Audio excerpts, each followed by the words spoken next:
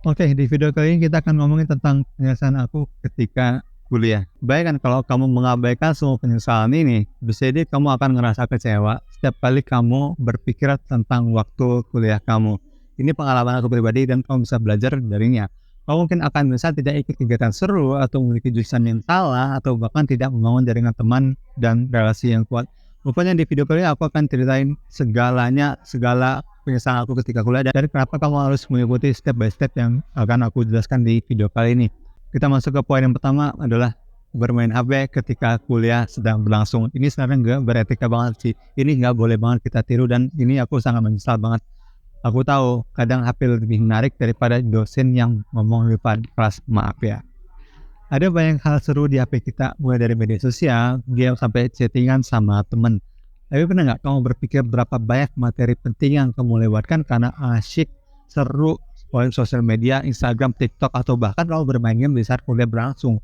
Setiap kali kamu terlalu fokus pada HP, kamu mengabaikan peluang-peluang untuk belajar sesuatu yang bisa sangat berguna di masa depan nanti. Kamu mungkin merasa, nanti bisa lihat catatan teman, nanti bisa belajar dari buku. Enggak, kenyataan enggak gitu bro. Kenyataannya, mendengarkan langsung dari dosen itu jauh lebih efektif, kita lebih beradab kepada mereka.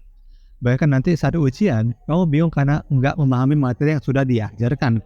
Kamu mungkin akan merasa stres, cemas, atau bahkan misal karena enggak memberi perhatian penuh ketika dosen menjelaskan di kelas.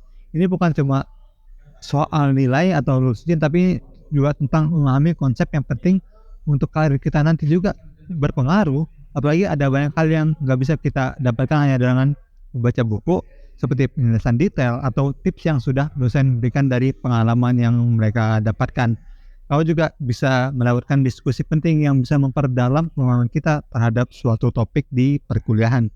Bayangkan betapa berharganya waktu kuliah ini jika kita bisa memanfaatkannya dengan maksimal di kelas. Jadi, mulai sekarang coba deh, kebiasaan ini kalau misalkan masih ada yang melakukan hal ini, coba untuk taruh HP kita di tas atau taruh di tempat yang nggak mudah untuk dijangkau saat kuliah berlangsung. Dengan begitu, kamu bisa punya konsentrasi yang lebih, baik dalam menyerap materi. Itu yang pertama. Yang kedua, nggak belajar public speaking. Mungkin kamu berpikir, public speaking itu cuma buat orang-orang yang suka tampil di depan banyak orang. Tapi itu salah besar, bos. Padahal kemampuan public speaking itu kemampuan yang sangat penting banget. Karena dalam banyak situasi, mulai dari presentasi, di kelas, hingga sampai wawancara kerja, public speaking bukan hanya tentang berdiri di depan banyak orang doang dan berbicara. Ini juga tentang bagaimana kamu menyampaikan ide, meyakinkan orang lain, dan membuat mereka tertarik dengan apa yang kamu katakan.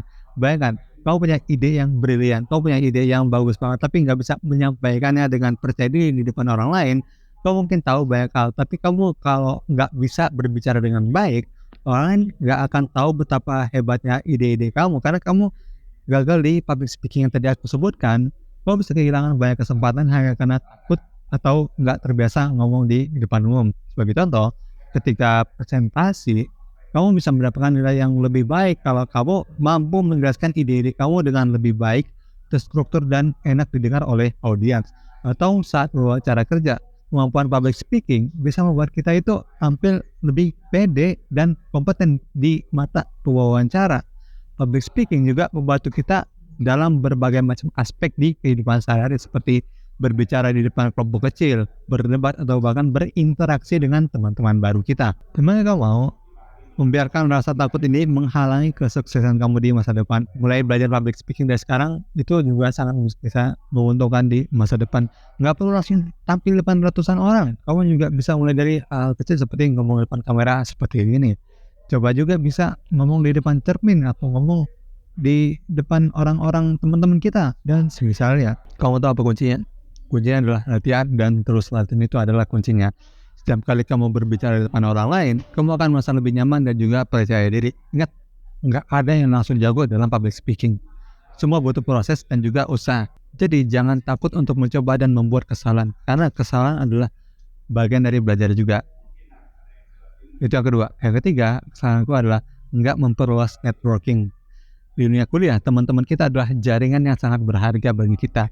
Mereka bisa jadi rekan kerja, partner bisnis, atau sumber referensi di masa depan nanti. Tapi kalau kau cuma hanya bergaul dengan kelompok kecil yang sama, kamu akan melewatkan banyak kesempatan untuk membangun hubungan yang lebih luas lagi. Dan ini penting banget networking. Makanya ada perkataan your network is your net worth. Lalu kamu pernah nggak nyesel karena nggak mengenal lebih banyak orang selama kuliah? Kalau aku pernah sih. Setiap orang yang kamu temui itu bisa membawa peluang baru, ide-ide segar, atau bahkan jadi teman seumur hidup kita.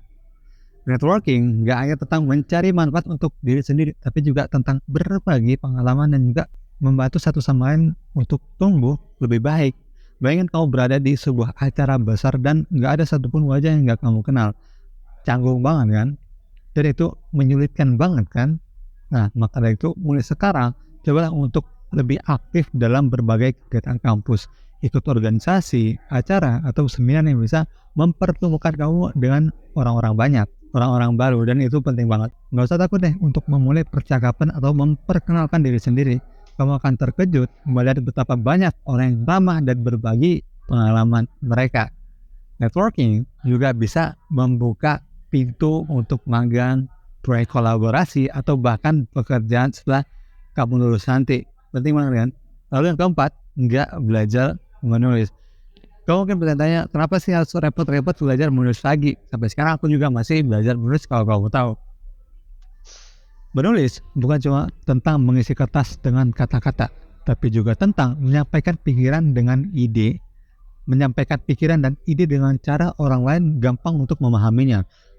Saat kamu nggak belajar menulis dengan baik, kamu mungkin akan kesulitan menjelaskan proyek, membuat proposal, atau bahkan menulis email yang profesional. Pikirkan, seberapa sering kamu menemukan diri kamu bingung dalam menulis email atau memo yang tepat? Sering banget kan? Atau ketika kamu harus menulis esai atau laporan penting tapi nggak yakin bagaimana menyusunnya dengan baik. Maka dari itu menulis ini penting banget untuk kita pelajari. Belajar menulis dengan baik bukan hanya membuat kamu terampil dalam mengekspresikan diri, tapi juga meningkatkan kemampuan analitis dan juga logis kita. Saat kamu bisa menyampaikan pikiranmu dengan jelas, orang lain akan lebih mudah untuk memahami ide-idemu karena kamu sudah terbiasa dalam menulis. Ini sangat penting dalam dunia kerja, di mana komunikasi yang efektif adalah kunci keberhasilan. Selain itu, menulis juga membantu kita untuk merangkai argumen dengan baik dan juga membangun narasi yang kuat. Bayangkan, kalau kau nggak bisa nulis blog atau artikel yang menarik perhatian banyak orang, atau membuat proposal proyek yang berhasil mendapatkan persetujuan, maka kamu kehilangan peluang karir hanya karena kamu nggak bisa menulis dengan baik. Maka dari itu, coba deh kita mulai belajar menulis lebih baik lagi dari sekarang. Kita perbaiki lagi tulisan kita belajar dari Google itu banyak banget, apalagi di YouTube. Luangkan waktu untuk membaca lebih banyak dan menulis secara teratur. Latihan adalah kunci utama untuk memperbaiki kemampuan menulis kita. Mulai dari hal-hal kecil seperti menulis catatan harian, atau membuat ringkasan dari buku yang kamu baca, ataupun seperti menulis caption di Instagram, YouTube, dan sebagainya.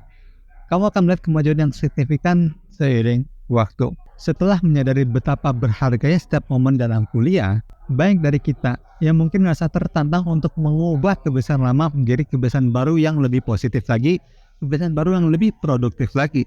Dari mengurangi waktu bermain sosial media hingga aktif dalam meningkatkan keterampilan komunikasi kita, memperluas jaringan, dan juga belajar menulis dengan lebih baik lagi. Langkah-langkah ini bukan hanya tentang meningkatkan nilai akademis kita, tapi juga mengembangkan diri kita secara pribadi dan profesional. Dengan memanfaatkan waktu kuliah dengan maksimal dan berkomitmen untuk belajar dan tumbuh, kita bisa meraih lebih banyak peluang dan enggak kita bayangkan sebelumnya, membangun fondasi yang kuat untuk masa depan yang sukses dan juga memuaskan. Sekian konten kali ini, semoga bermanfaat.